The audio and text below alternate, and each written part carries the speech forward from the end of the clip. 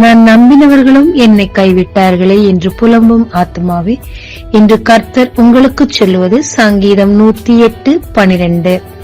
இக்கட்டில் எங்களுக்கு உதவி செய்யும் மனுஷருடைய உதவி விருதா. தானியேலுக்கு ராஜாவை நன்றாய் தெரியும். இன்னும் சொல்ல போனால் நண்பனாகவே பாவித்தார் ராஜா. ஆனால் இக்கட்டு வந்தது பொறாமை நிமித்தமாக. ராஜா நினைத்தால் காப்பாற்ற முடியும், ஆனால் ராஜா அவரை காப்பாற்றவில்லை. தானியேல் ஃபேவர் கேட்டிருக்கலாம், அவர் கேட்கவில்லை.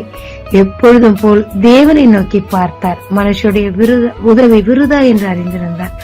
தேவனும் அவர் இக்கட்டில் சிங்கங்களின் வாயை அடைத்து அவரை காப்பாற்றி மேன்மைப்படுத்தினார். மோசே பார்வோன் அரண்மனைக்கு சென்ற போது அவன் வளர்ந்த இடம், அவனை வளர்த்த தாய் உறவினர் அங்குதான் இருப்பார்கள். ஆனால் எகிப்தின் ராஜா அத்தனை தொந்தரவு கொடுத்த போது கூட அவர்களால் அவனை காப்பாற்ற முடியவில்லை. ஆனால் மோசே நம்பின கர்த்தர் அவன் மூலமாக பலத்த கிரியை செய்து பார்வோனையே நடுநடுங்க செய்தார். அந்த நேரத்தில், இக்கட்டின் நேரத்தில் அவருக்கு உதவி செய்தது கர்த்தர்.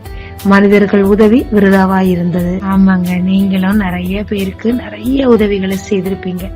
அவங்க இக்கட்டான நேரங்கள்ல கூட நீங்க கை கொடுத்து தூக்கி எடுத்திருப்பீங்க. ஆனா உங்களுக்கு ஒரு இக்கட்டுன்னு வரும்போது அவங்கள தேடினா கூட காணாம போயிருப்பாங்க. இவங்க எனக்கு உதவுவாங்க, அவங்க எனக்கு உதவுவாங்கன்னு சொல்லி மனச்சோர்வும் ஏமாற்றமும் துரோகம் மட்டும்தான் மிச்சமா இருக்கும். ஆனா நீங்க நம்பின கர்த்தர் உங்களை விடவே மாட்டாருங்க. ஆபத்து காலத்தில் என்னை நோக்கி கூப்பிடு, நான் உனக்கு உதவி செய்யறேன்னு சொல்றாருங்க. ஆபத்து என்று வரும்போது அவரை நோக்கி கொடுங்க. ஆபத்து மட்டும் இல்லைங்க, உதவின்னு வேணும்னா நீங்க அவரை நோக்கி கூப்பிடுங்க. எல்லா சூழ்நிலையிலும் உங்களுக்கு உதவி செய்ய உங்க புறக்கணிக்காத ஒரு கர்த்தர் இருக்கிறாருங்க. மனிதர்களை நம்புவது விருதாங்க, தேவனை நம்புங்க. எல்லா சூழ்நிலையிலும் உங்க பக்கத்திலே 24/7 இருப்பாருங்க. சுதந்திராதீங்க. ஜெபிக்கலாமாங்க. மனிதனை நம்பி நம்பி ஏமாந்ததுதான் கர்த்தாவே மிச்சம். தேவரே, என்னுடைய இந்த இக்கட்டான சூழ்நிலை உம்முடைய கரத்தை நோக்கி பார்க்கிறேன். தேவையான உதவி செய்து இந்த சூழ்நிலையிலிருந்து என்னை வெளியே எடுமையா.